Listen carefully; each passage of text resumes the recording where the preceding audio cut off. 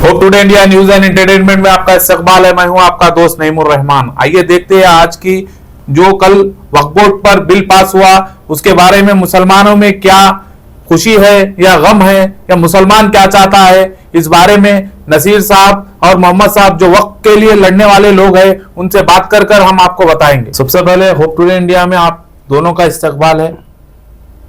हम आपसे ये सवाल करना चाहते हैं कि वक्फ बोर्ड के ऊपर जो बिल लोकसभा और राज्यसभा में पास हुआ उसके बारे में पब्लिक के बीच में क्या खुशी है या तकलीफ है, उसके बारे में आप क्या कहना चाहेंगे? बिस्मिल्लाहिर्रहमानिर्रहीम।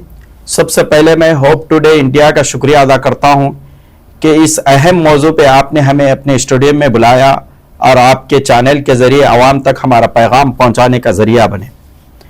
मैं जो आपने सवाल किया कि इस बिल के पार्लियामेंट और राज्यसभा में पास होने से आवाम के अंदर खुशी है या गम है, मैं सबसे पहले ये बात बता रहा हूं कि ये बिल लाए कौन सी हुकूमत लाई और सेंटर हुकूमत की शुरू से पॉलिसी क्या है, यह आज किसी को बताने की जरूरत नहीं है।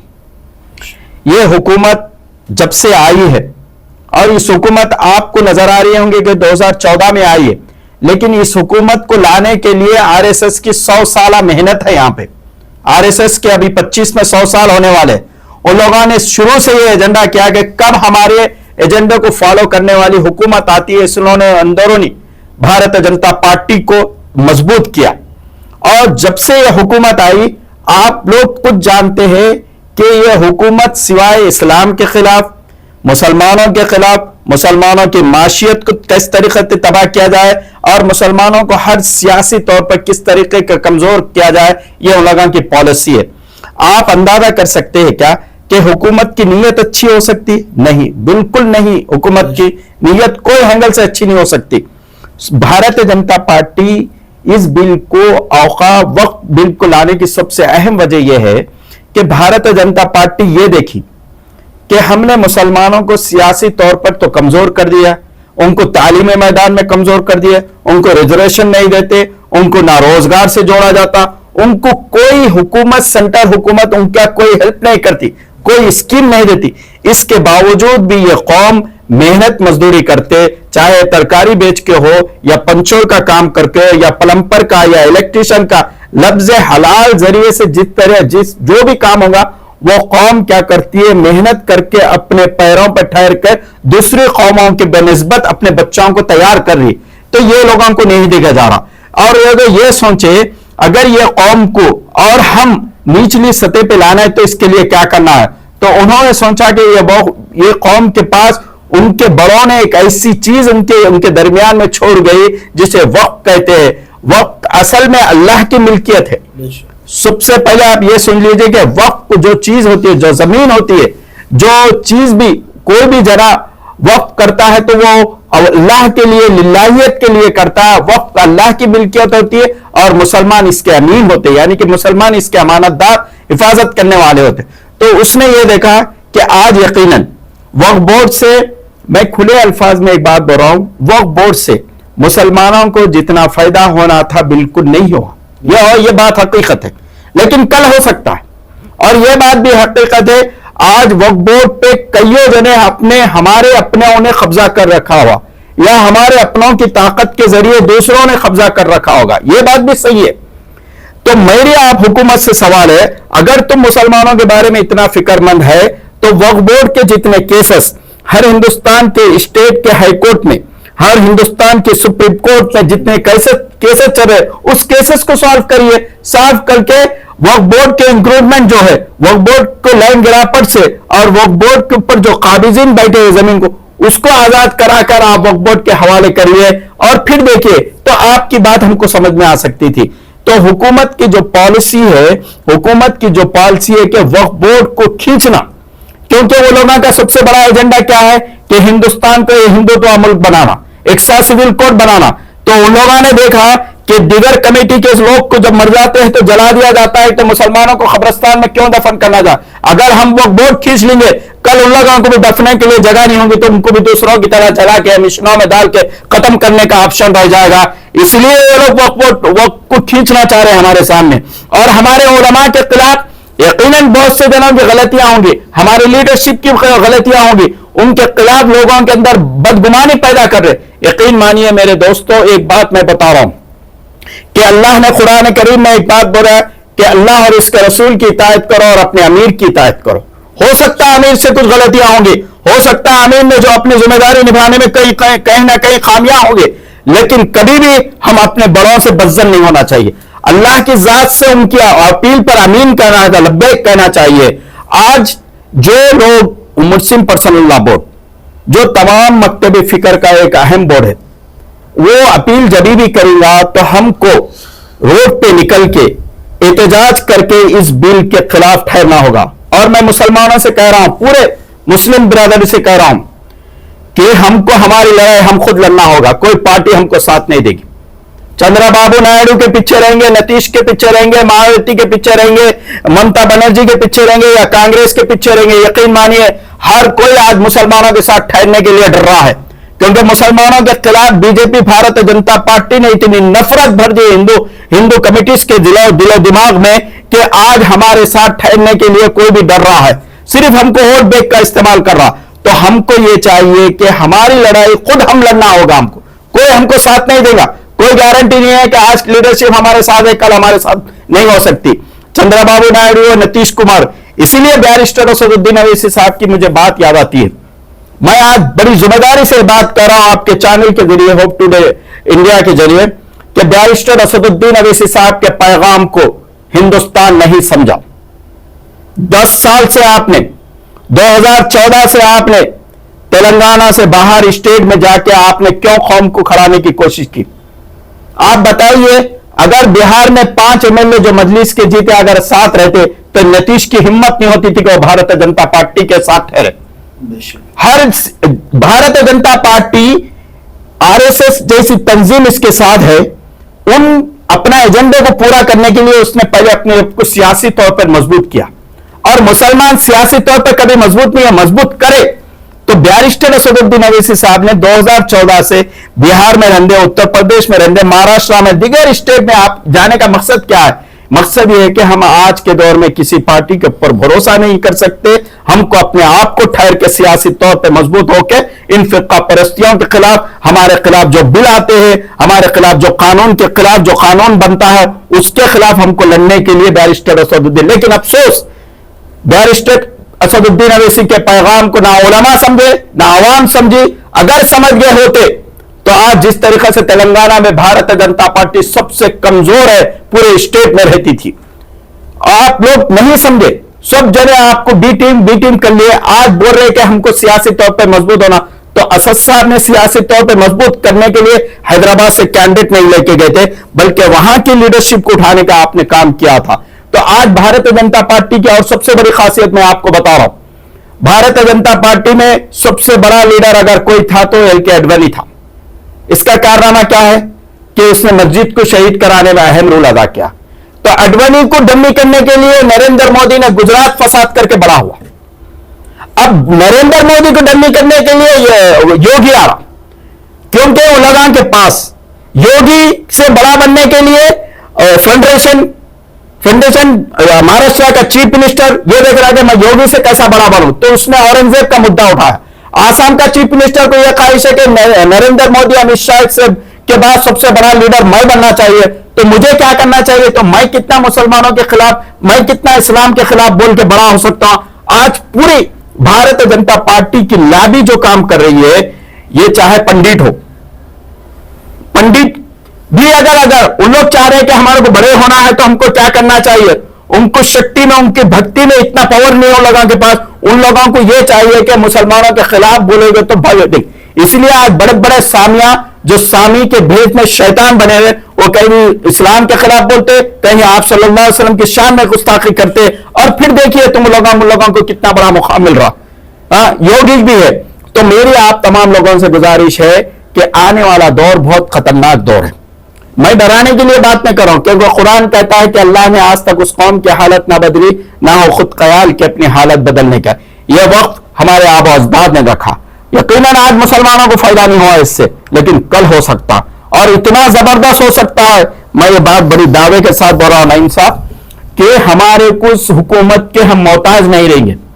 ہمارے آبا اجداد کو، ہمارے آبا اجداد نے جو ہمارے لیے وقف چھوڑ کے گیا، اگر ہم لوگ صحیح معنوں میں اس کی حفاظت کر لیں گے تو ہم کو حکومت کی کوئی محتاجگی کی ضرورت نہیں، نہ اسکالرشپ کی ضرورت پڑیں گی، نہ ہمارے کو کسی چیز کی ضرورت نہیں پڑے گی. ہم خود اپنے اوقات کے ذریعے ہم اپنی اولاد کو، اپنے پریوار کو اچھی طریقے سے قابل بنا سکتے ہیں. جب سے یہ بل پاس ہوا لوک سبھا میں، وقف بورڈ امینڈمنٹ بل، پبلک میں کشمکش ہے کہ یہ بل ہے کیا، یہ بل کیوں لایا گیا.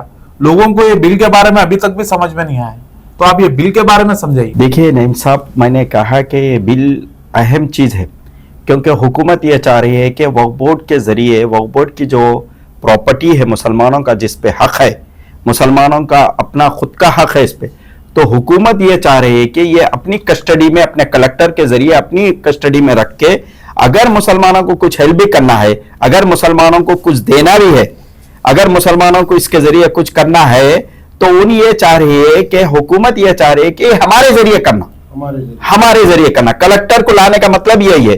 اور اگر کلیکٹر اگر کہہ دے گا کہ یہ یونیورسٹی نہیں دے گا کہ یہ وقف کی پراپرٹی نہیں ہے، تو پھر وہ وقف کی پراپرٹی نہیں ہے. تو حکومت کا مسئلہ یہ ہے کہ مسلمان اگر اپنے پیروں پہ ٹھہرا ہے بھی، تو ان ٹھہرنا نہیں، بے ساکی رہنا ہماری. لیکن ہم یہ اس کے خلاف ہے. جب ہماری اپنی چیز ہے تو کون ہمارے پر احسان کرنے والا؟ تو کچھ دیتا نہیں، ہمارے کو کچھ بجٹ نہیں دیتا، نہ سبسڈی دیتا، نہ ایجوکیشن ریزرویشن دیتا، کوئی چیز کا دیتا نہیں. تو ہماری چیز کو لے کے تو ہمارے کو کیا دینا چاہ رہا؟ یہ تو مسلمانوں کے لیے یقیناً یہ بات آپ نے صحیح کہا ہے کہ مسلمانوں کو صحیح معنوں میں وقف بورڈ کے بارے میں نہیں معلوم ہے. اور نہیں معلوم ہے، نہیں ہمارے اپنے بڑوں کی بھی اس میں کہیں نہ کہیں غلطی ہے کہ مسلمانوں کو اس سے آگاہ نہیں کیا گیا، اس کو مسلمانوں کو اس سے دور رکھا گیا ہے. اب یقیناً اللہ کی مصلیحت ہوتی ہے کہ اللہ جو کرتا ہے وقتاً بہت صحیح کرتا. جیسے آپ نے اس سے پہلے حکومت نے بابا مسجد کا کیس دیکھے کہ سپریم کورٹ یہ کہتا ہے کہ کبھی مندر چھوڑ کے مسجد نہیں بنائے گئی، لیکن فیصلہ یہ ہوا کہ مسجد توڑ کے مسجد بنائے گی. سپریم کورٹ ہمارے ایویڈنس تو مان رہا. کبھی بھی 6 دسمبر کی غلطی کو مانا، کبھی بھی مورتیاں چھپ کے رکھے گئے بول کے بھی مانا سپریم کورٹ، لیکن فیصلہ تو دیا لیکن انصاف نہیں کرا. اسی طرح کا ٹبل طلاق آیا کہ یہ بتانا چاہیے کہ حکومت کہ ہم شروع سے یہ کہہ رہے کہ مسلمان کا کیریکٹر غلط ہو سکتا ہے لیکن شریعت غلط نہیں ہو سکتی.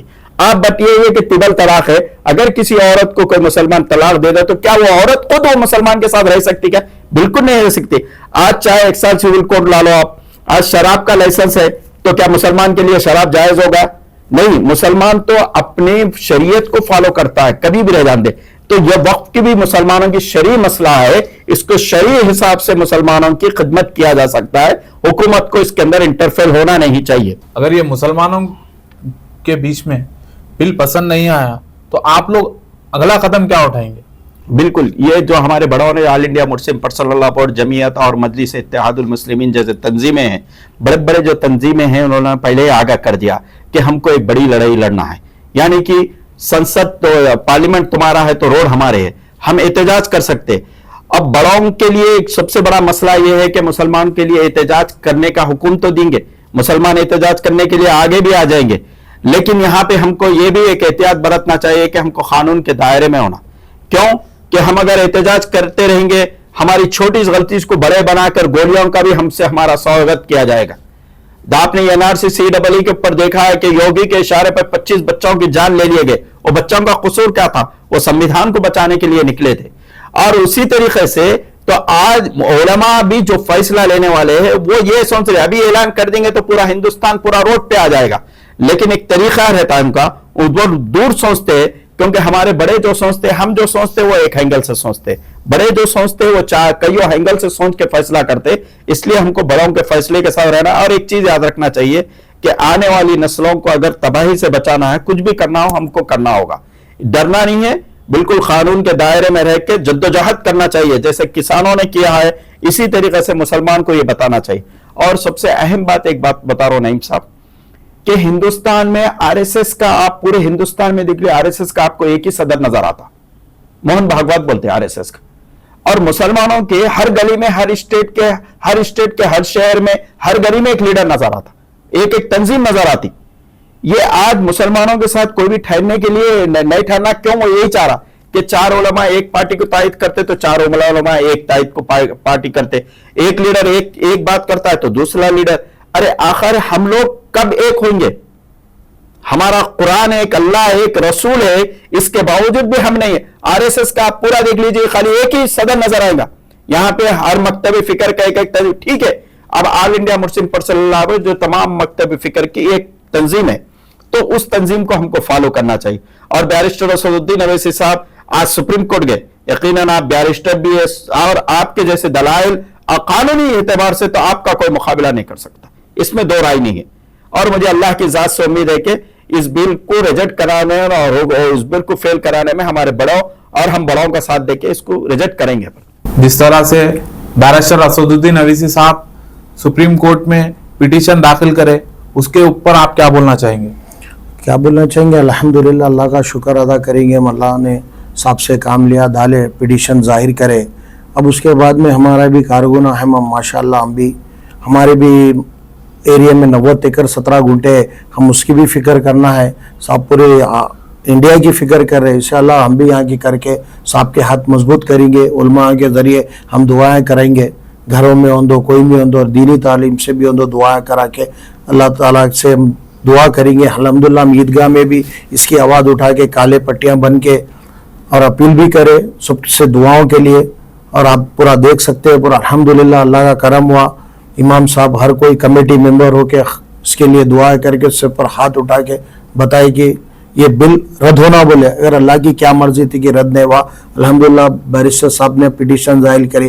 अब उसके बाद क्या होगा कार्रवाई, उसके बाद साहब आने के बाद क्या मसले होंगे, क्या है, रोड पे निकलना है, क्या धरने करना है, उसके बाद मालूम होगा। जैसा साहब बोलेंगे वैसा इंशाअल्लाह हम करेंगे। आखिर में जिस तरह से आपने सुना कि वक्फ बोर्ड अमेंडमेंट बिल क्या है, वो मुसलमानों को क्या फायदा पहुंचाता है और क्या नुकसान पहुंचाता है, नसीर साहब की जुबानी और मोहम्मद साहब की जुबानी आपने सुना है। अगर लास्ट में आप क्या बोलना चाहेंगे पब्लिक के लिए? साहब, मैं पब्लिक के लिए एक ही गुजारिश करना चाह रहा हूँ कि अपने दुआओं में इस चीज़ के लिए दुआ करिए। और जब बड़े जो बोल डालते तो बिल्कुल हमको उनका फैसले को मानना चाहिए। अगर वो लोग एहतजाज करते, बिल्कुल कानून के दायरे, हमारे बड़ों में एक चीज़ है, कभी भी कानून के दायरे में रह के काम करने वाले हम लोग, तो कानून के दायरे में रह के हमको कानूनी लड़ाई लड़के इस बिल को रद्द करना होगा। दूसरी बात, मैं स्टेट गवर्नमेंट से भी ये कह रहा हूँ कि तेलंगाना से हैड्रा की तरह रेवंत रेड्डी साहब जिस तरीके से आपने हैड्रा के नाम पे इंक्रोचमेंट खत्म करा है, आप वक्त को भी खत्म कराइए। क्योंकि अगर एक बात हकीकत है, ये तस्लीम कर लीजिए, कांग्रेस हुकूमत आज अगर Narendra Modi, Amit Shah prime minister, home minister बने हैं तो ये कांग्रेस की बदौलत है। अगर कांग्रेस सही मानों में, मैं एक बात, नईम साहब तुम्हारे कैमरे की वजह से ये बात अगर हिंदुस्तान लोग समझ गए तो बस है, अमित शाह और नरेंद्र मोदी, योगी अपनी ताकत का, अपने पावर का इस्तेमाल करके मजलूमों के ऊपर जुल्म कर रहा। और जब कांग्रेस 2009 से लेके 4 से लेके 9, 14 तक थी, इंटरनेशनल मुजरिम नरेंद्र मोदी को करार दिया गया था, अमित शाह के ऊपर केसेस थे। अगर कांग्रेस चाहती तो अपने पावर का इस्तेमाल करते तो जालिमों के ऊपर एक्शन लेते, तो अमित शाह और नरेंद्र मोदी जेल में रहते थे।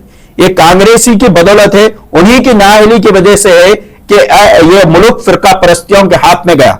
मुसलमान तो हमेशा सेकुलर पार्टियों को, कभी कांग्रेस को रंदे, सभा को रंदे, बहुजन समाज पार्टी को रंदे, तृणमूल को रंदे, सब जनों को पालिए मुसलमान कि इस देश को बचाओ, बल्कि फिरका परस्ती से बचाओ। लेकिन तुम लोग नहीं बचा, इसलिए बैरिस्टर असदुद्दीन अवैसी साहब ने निकले कि अब कौम को किसी और पार्टी के भरोसे पे नहीं, खुद को ठहराने के लिए। और बैरिस्टर असदुद्दीन अवैसी साहब ने सुप्रीम कोर्ट में अपील की। तो जब असद साहब सुप्रीम कोर्ट में जाते हैं और दूसरे तंजीम में जाते हैं, फर्क रहता। दूसरे जाने तो लोग इतना नहीं करते, असद साहब, क्योंकि एक कानूनदार जब जाता है तो इसके पास पूरा सब कुछ रहता। और असद साहब सुप्रीम कोर्ट गए और उम्मीद है कि आप वहां पे भी बहुत अच्छी तरीके से इस केस को हल करके इसको रिजेक्ट करेंगे। और अल्लाह की जात से उम्मीद है कि हम मुसलमानों के अंदर इत्तेहाद पैदा होगा और हम इत्तेहाद होकर कानून के दायरे में हम लड़ेंगे। खुदा हाफिज। होप टुडे इंडिया टीवी में आने के लिए आपका बहुत बहुत शुक्रगुजार है हम। फिर कल मिलेंगे कुछ नए मुद्दे के साथ, कुछ नई बात के साथ। जय हिंद, जय भारत।